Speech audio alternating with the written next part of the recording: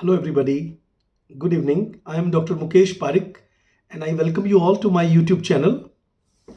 Uh, Today, I'm ready with a very small video on the concept of subculture.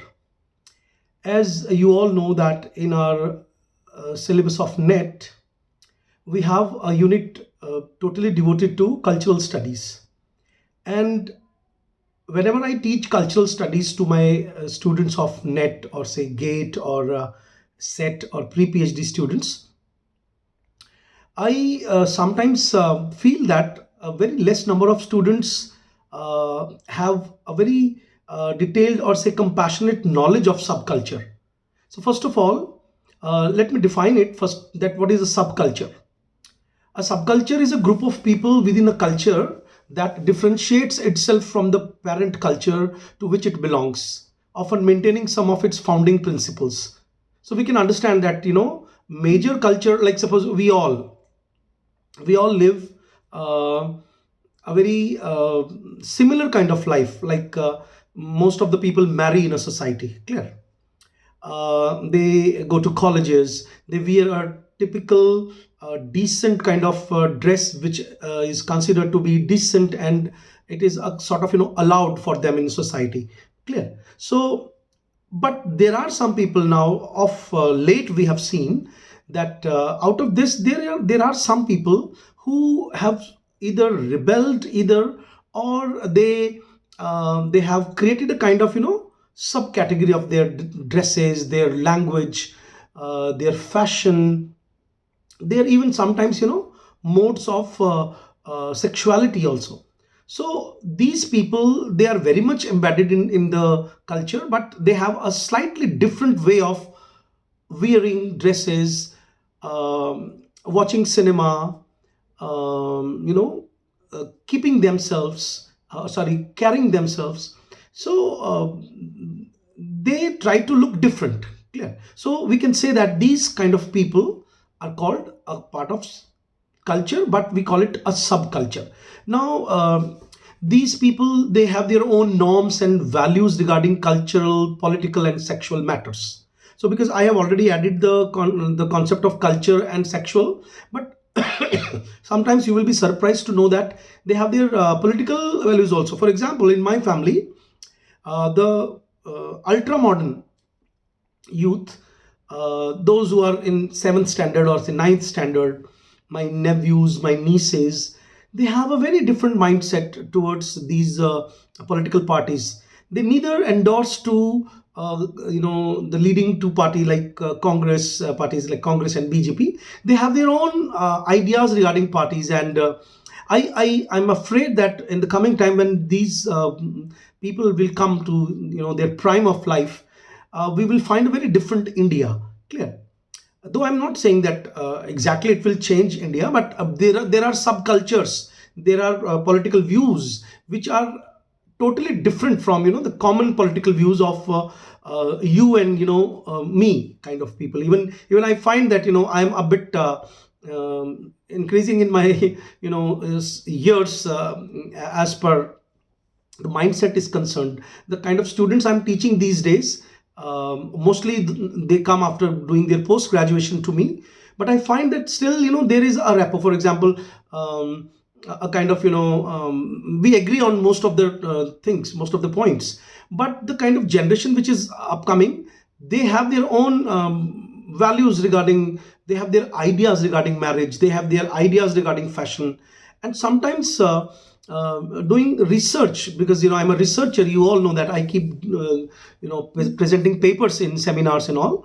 And I was surprised to notice, when I interviewed some people, I found that there are thriving subcultures around us, though they sometimes, from sartorial point of view, from dress point of view, you won't recognize them that they are subcultures, but from political point of view they are subcultures, clear. So subcultures are part of society while keeping their specific characteristic intact. Examples of subculture include like BDSM. Like some students will take umbrage, like why I've touched this term BDSM, but as I told you that during my research, I came to know that tongue in cheek, there are people, if you go to these kind of apps for research purpose as well, you will find that, almost 1 in 10 people, you will find that they take recourse to BDSM. And from there, where these ideas are coming to them, nobody knows. Though they do look like us, but somehow their sexual mores are quite different. Then hippies are there, quite and often on metros, in malls, even here and there you will find people having ponies, nail polishes, boys with nail polishes, girls with different kind of dresses. So there are hippie cultures around. Those who don't understand hippie culture, they can remember like Hare Rama Hare Krishna, that movie of Devanand and Zinataman, where they are not living in families. They are high on some drugs. They keep changing their places. They just do the odd jobs, and they live in that trance somehow. And they feel that they have a different world of their own. Clear. So goths are there, bikers are there. One of my cousins is a biker. He off and on keeps going at different places. And then skinheads are there, hip hoppers are there. And in India, mostly the subcultures, other than the hijra community, we have seen that mostly in India, if I just talk about the subcultures, most of the subcultures are inspired by the Western world. The concept of subcultures was developed in sociology and cultural studies. So cultural studies we are aware of, but when we talk about Pierre Bourgeois, and we talk about Chicago School, and we talk about Dick Hebdige, these kind of writers, they belong to cultural studies. So now let me talk about the difference between subculture and counterculture. There is a term counterculture also. Counterculture is a group whose values and norms deviate from and are at odds with those of dominant culture. They mostly, so somehow you will find a kind of similarity between counterculture, whereas a subculture is, just as it sounds, a smaller cultural group. So sometimes I say that, like some of my nieces are, they live in with my brother and sisters, and they are part of families. They don't leave their families, clear, but they don't agree with them, clear. Whereas counterculture is like, their norms are totally deviate. Sometimes they leave houses also. So I think, to my understanding, this is the major difference, that counterculture, like, they altogether set up a very, they leave society, and they establish themselves outside there at the periphery sometimes, which is considered to be a periphery, out of the center, the normalcy, the norms of society. And from there, they challenge, the basic norms of a society. Okay. Then let me talk about important book on subculture, which can be a question in your net exam. That in his book, like Subculture, its title is The Meaning of Style. The writer is Dick Hebdige, Hebdige, Hebdige. He says that a subculture is a subversion to normalcy. Now there is a word subversion. Subversion means you're challenging the normalcy, clear? And by simply not answering or wearing different kind of clothes which are taboo for a particular gender, adopting different fashion, somehow you are challenging the established things there in the society, clear? And he wrote that subcultures can be perceived as negative due to their nature of criticism. So obviously, when people who are rebellious, as per the dresses are concerned, their education, political views, their sexuality. Mostly sexuality is a taboo culture. So only brave people are around us who, bravely say that, or they claim their sexuality openly, which is, might be they fall in LGBTQ plus category. I call them bold people. But mostly, then they don't have a place with their families. So I consider that subculture sometimes crosses that thin boundary of counterculture, clear? So Hebdige argued that subculture brings together like-minded individuals who feel neglected by societal standards. This is also something very important, that all the subalterns, they show a kind of solidarity in research methodology and in technical jargon.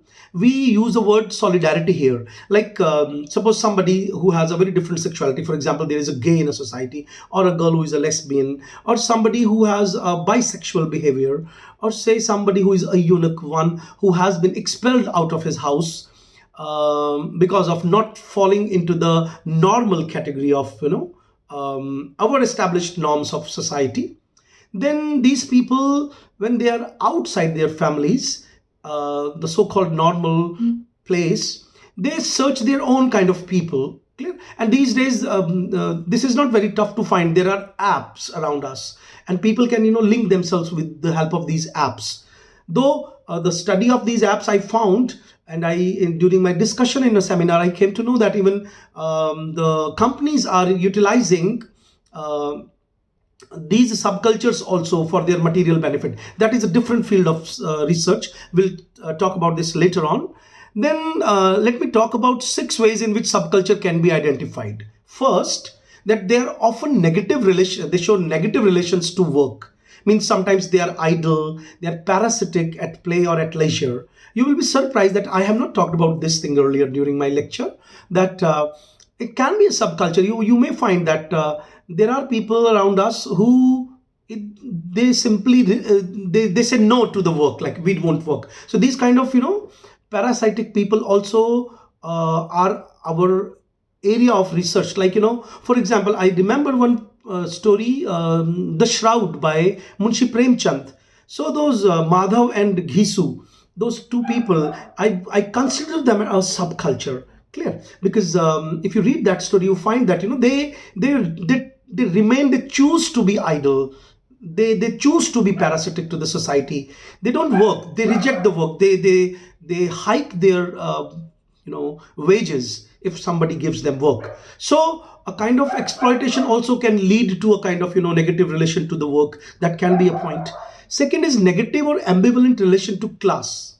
Now, negative and ambivalent mean to say, sometimes some people, if they are because mostly what happens, that a person who belongs to a subculture does not find class something very important in his or her consciousness, and they do not conform to the class distinctions. For example, upper class, lower class, caste system, and so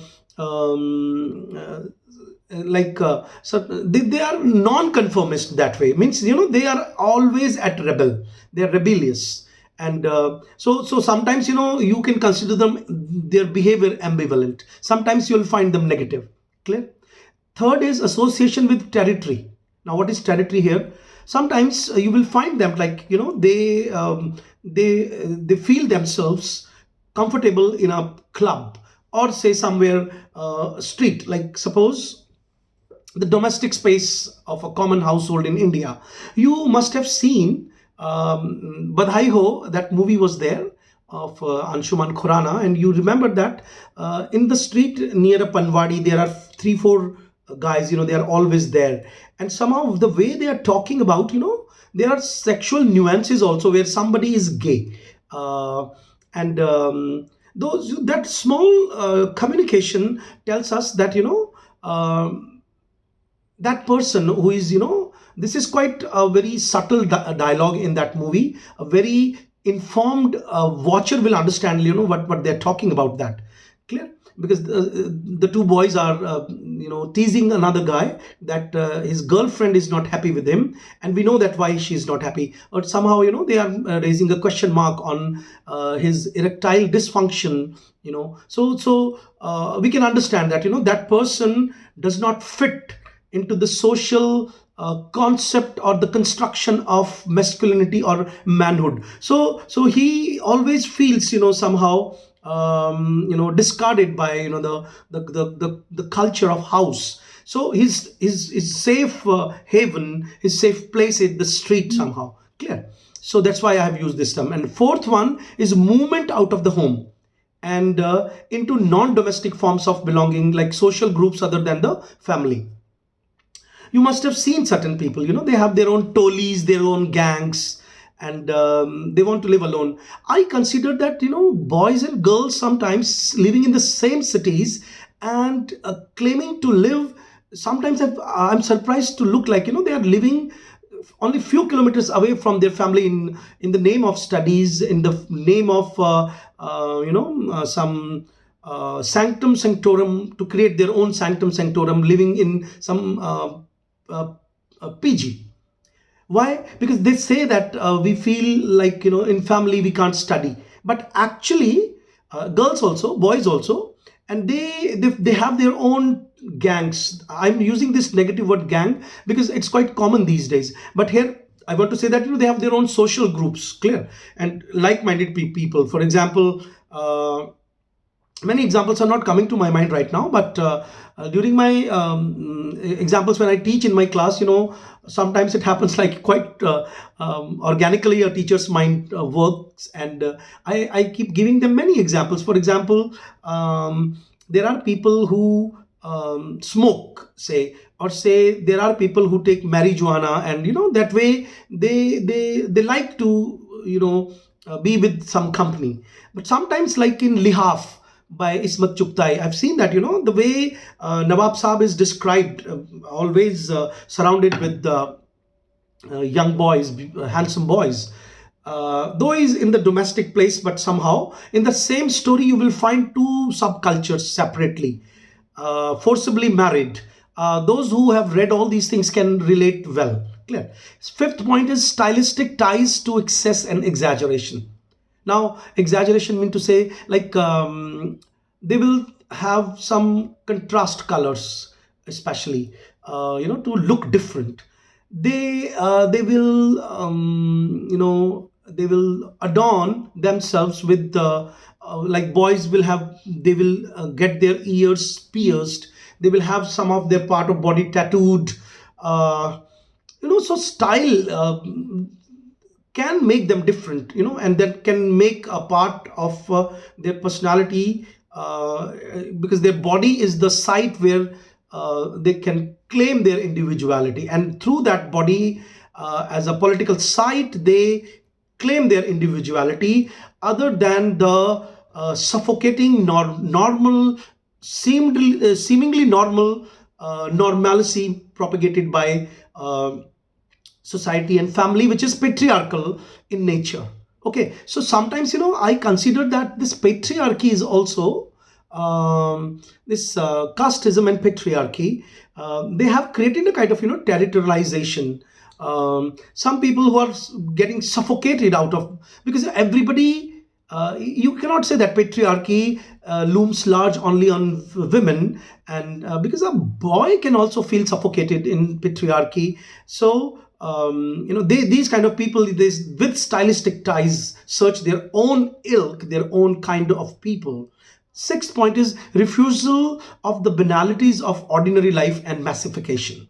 They refuse massification. They don't want, like, they should be counted in the common aspect of people. For example, if some all are wearing something, they will reject that. We are not going to wear that. We are not visiting with you to the temple. We are not going to help you in the birthday party with your family. So there are many things, where they reject things.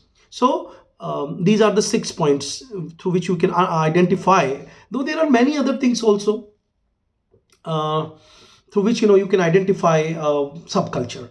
The earlier subculture studies came from the so-called Chicago school.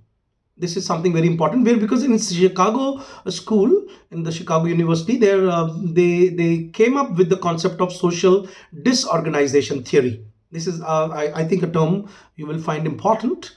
And there they lack socialization. So if you feel there are people around you who don't want to participate in the social functions, um, you may find, like, something is brewing there inside them, a kind of, subculture.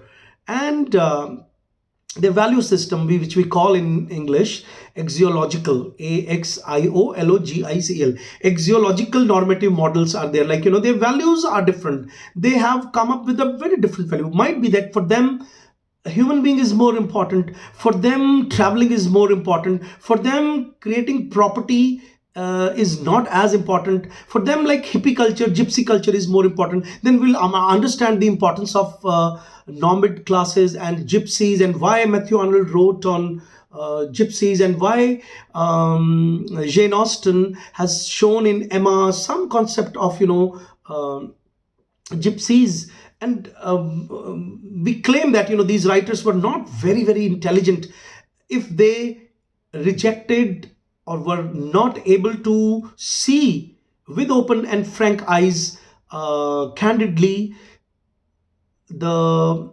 neglected groups around them. Clear? So there are studies now in cultural studies where social disorganization groups are studied. Next,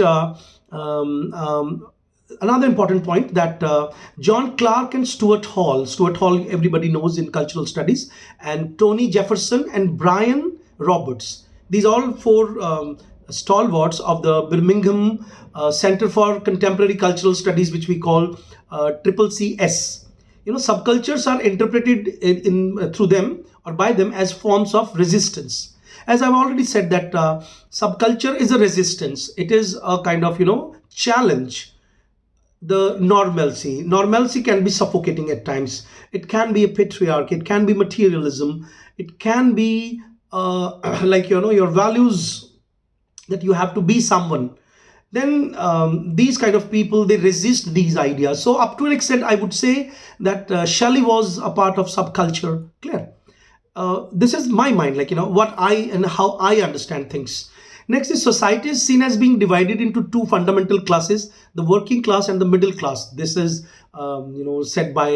said in the studies of the Center for Contemporary Cultural Studies, and they say that in each with its own class culture, middle class culture being dominant. Always it has been dominant, but now we have parallel cinema where we can see. But with this huge success of Pushpa, don't you think, like, Pushpa and the way they have represented different things there, how environment has been shown in that movie, how sexual roles have been shown in that movie, how the goons are part of subculture, and how the tilted style of Pushpa, that protagonist, and how symbolically they have shown an inspector, like a specter, one who doesn't have a masculine body, whereas our protagonist, one who is a goon, would an outcast, was a subaltern, is snatching his power from the society, by challenging many things in the society through the means of violence and all. It means that movie shows that somehow this protagonist is challenging the dominant class. Then I have already talked about that the study of subcultures often consists of the study of symbolism attached to clothing, their music. Like music, I have not touched, friends. For example, you will find that today there is a complete different taste of people. I found, I was going somewhere on a long journey in my car with my it so happened that I was given the charge of the nephews who were in college. They were college going, Bombay and Delhi boys, and I found that their sense of music. I wanted like Thumri should be played in the car stereo, but they had their own earphones, and they were listening to very different kinds of songs, which I found insipid, boring, and then I could sense, like somehow their music is also a way of saying no to our dominant power of parental power, of guardian power to them. I hope you are really getting the video. After listening to my lecture, I request everybody, you should please write comments so that I can feel more motivated to make more videos like that. Okay, so I have already talked about this music and all. And then one thing I can't miss in this lecture, that is fashion and argot. Argot from examination point of view. Argot, if you don't understand, ARGOT, means some people make a very different language also. You must have seen some girls when out of cuddling and affection, they use masculine gender with when they talk, like, a girl says that, I will, main jaunga, then you will be surprised to note that, this is again something, a kind of, saying no to femininity, which has been shown to them like something is negative with the femininity. So that I will talk in some other video. Today I just close my video with this argot. Argot, if you don't understand, a very different kind of language, their own loan words and verbs, and they even, linguistically also separate themselves from the dominant class. And